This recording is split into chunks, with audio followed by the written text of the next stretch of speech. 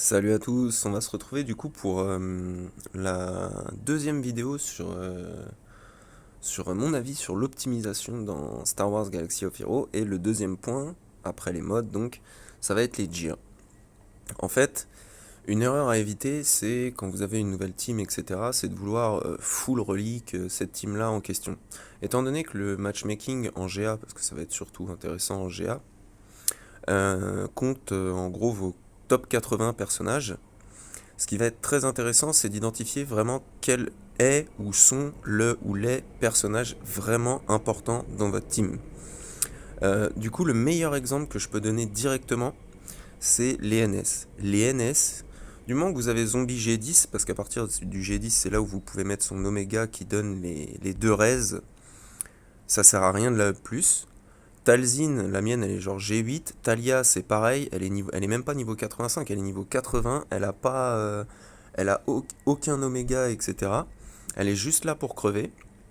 Asajj, elle est G12. Alors, on peut même la G13 étant donné qu'elle est utile dans l'événement de Gas. Mais la seule qui mérite vraiment le G13 pour les Night Sisters en elle-même, c'est Daka. Du moment que vous avez Daka relique et bien mode, c'est-à-dire que moi personnellement j'ai choisi le mode avec la primaire de santé sur la flèche. Donc là c'est santé, là c'est santé, là c'est santé, beaucoup de santé. On peut mettre aussi de l'esquive des critiques, ça c'est selon les choix et selon les essais comme je disais sur la vidéo des modes, mais on va pas trop se réattarder dessus. On va vraiment voir les gears. Et bien ça vous permettra de rouler sur une team GG full relique. Ça veut dire que, mettons que vous avez donc 5 reliques dans votre roster. Vous êtes dans le début, tout ça machin, vous commencez à choisir vos reliques. Et ben, Dakar relique, si le mec en face c'est 5 reliques, c'est ses 5 droïdes, et ben vous roulez dessus avec cette team, et après vous avez donc 4 personnages reliques qui sont disponibles pour faire d'autres choses. Donc vous avez un avantage. Ne pas relique n'importe quoi, c'est un avantage. Ensuite, on a par exemple la team Jedi. Bon, moi ils sont pas ouf parce que j'aime pas le bleu, mais tout ce qu'il faut comprendre et ce qui est important, c'est que Revan va bénéficier du G13 dans le sens où il va gagner du speed. Le plus 20 du passage au G13, en gros, avec les 6... mince, je peux pas le montrer là-dessus, on va prendre Jolly, voilà. Avec ces 6 trucs-là, là, avec les trucs sur les côtés, oups, et ben vous allez gagner du speed et ça vous fera plus 20 au final qu'un G12 normal. Donc ce sera très utile.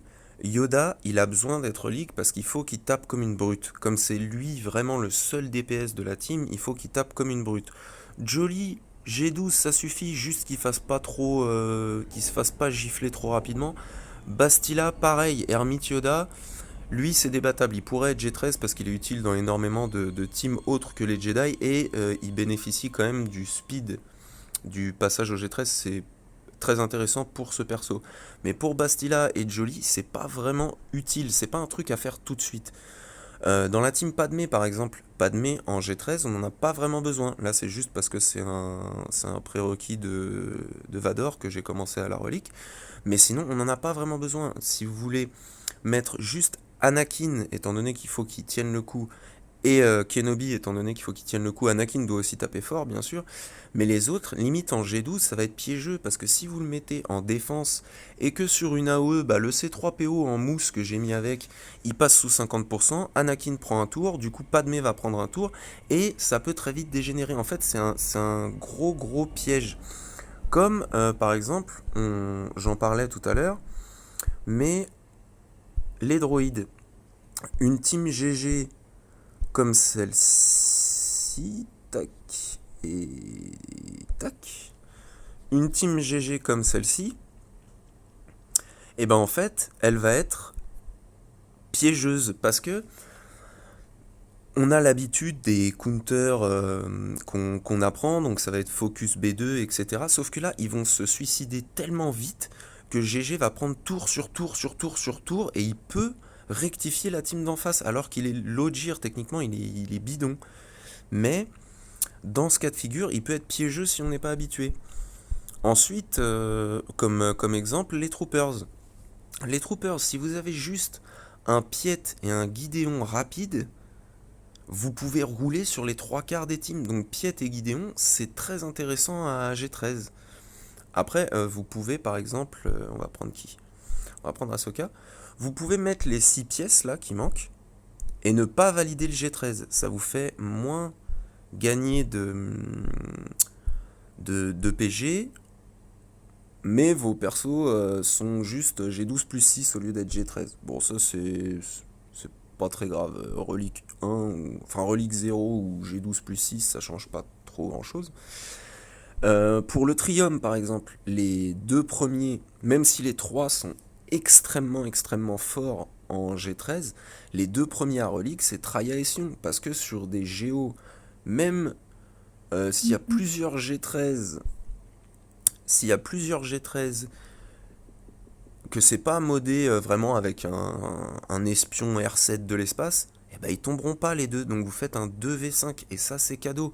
Et c'est pareil sur mon Motma, faut quand même un Nihilus qui tient un peu le coup parce que au cas où il soit focus, faut qu'il survive pour mettre ses annihilations, étant donné que mon Motma va plus raise. Mais Traya et Sion, c'est les deux par lesquels il faut commencer. Dans votre team DR, ceux qui vont vraiment bénéficier du G13, ça va être DR et BSF pour le gain de speed. Les autres, surtout si vous n'avez pas encore Malak, DR et BSF c'est vachement important. Là, mon soldat Sith de l'Empire, je l'ai G13 parce que je trouve que c'est un pré-taunt et que les pré-taunts sont hyper intéressants dans le jeu. Donc c'est pour ça qu'il est G13 et je l'utilise avec SE. Donc c'est un bon personnage, un bon tank, c'est pour ça qu'il est G13. Mais au début, vous n'en avez pas besoin en G13. Après, c'est une team adaptable. Là, j'ai mis des compos un peu au pif.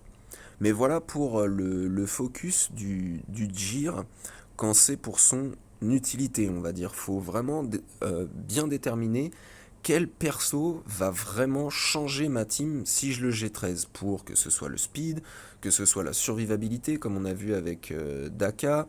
Par exemple, Malak, sa survivabilité en R7, c'est un vrai monstre. Il peut solo plein de teams, donc c'est un très bon investissement.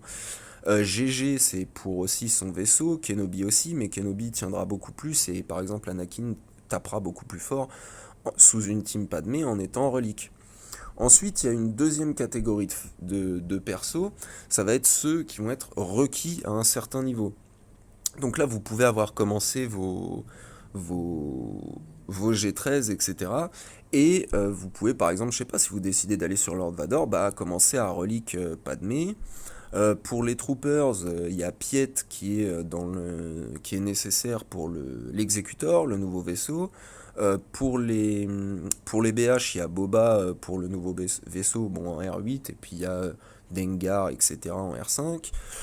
Si vous allez sur un GL, donc là, c'est des prérequis SE, Krennic, Royal Guard et Palpatine. Sinon, vous avez les FO qui sont les requis de SLKR. Donc ça va être vraiment les prérequis, et le mieux c'est d'essayer d'avoir les prérequis qui correspondent à des teams que vous avez déjà commencé. Si vous avez déjà un ou deux G13 dans le lot, etc., vous irez plus vite. Malgré que pour moi le meilleur GL pour commencer, c'est SE, mais je ferai peut-être une vidéo dessus un autre jour. Et ensuite il y a la dernière catégorie, parce que bah, on en parle de moins en moins, étant donné qu'il y en a de moins en moins dans le jeu, mais c'est les Djir pour le fun. Alors, bon, je sais que là il y a le Marauder et qu'il est requis pour SE, mais avant même qu'il y ait les GL, je l'avais relique 4, déjà parce que il est utile, il peut découper un Malak s'il est bien modé comme une lettre à la poste. Mais aussi parce que dans un autre jeu Star Wars, je jouais Sith Marauder, et du coup ça me faisait taper des barres d'avoir un mec qui met des vraies tartes, et ça me rappelait ce jeu-là. Bref, Savage Opress, c'est un de mes persos préférés dans Clone Wars, donc je le trouve fun, je les relique. Enfys Nest, je l'ai trouvé fun, son kit, etc., je les relique. Pareil pour l'armurière, Kira à un moment, il y avait possibilité de faire un counter gas avec Kira, j'avais commencé à le faire parce que je trouvais ce personnage fun et j'avais bien aimé solo. Après, chacun ses choix, ok. Les Jawa, c'est pareil, ça me met 4 reliques techniquement, où le mec en face, il aura peut-être 4, je sais pas moi, 4 bad batch reliques, donc il aura un avantage, mais c'est fun, je m'amuse, faut penser à s'amuser dans ce jeu. Et du coup, voilà un peu les trois catégories. Bon, il y en a une quatrième, je l'ai vite fait évoquer, c'est les reliques pour les vaisseaux. Mais étant donné que là je voulais surtout parler des personnages, euh, j'ai juste abordé le sujet pour GG et GK par exemple, mais il y a aussi les pilotes.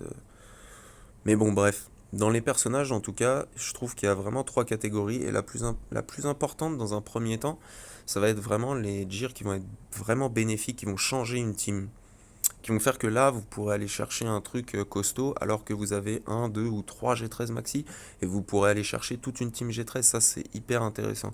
Bien modé, plus une bonne identification des personnages à reliques, c'est un gros avantage sur quelqu'un qui aura des modes pourris et qui aura mis juste une full team relique, même 8, alors que vous avez 5 teams par exemple, avec un relique 4, mais c'est le bon. Tandis que lui, il aura une team avec 5 reliques, mais il se fera rouler dessus par une de vos teams avec un relique, et du coup après pour le reste, bah, vous pourrez sûrement plus lui mettre en défense ou faire des duos, des trios, VS5 en GA.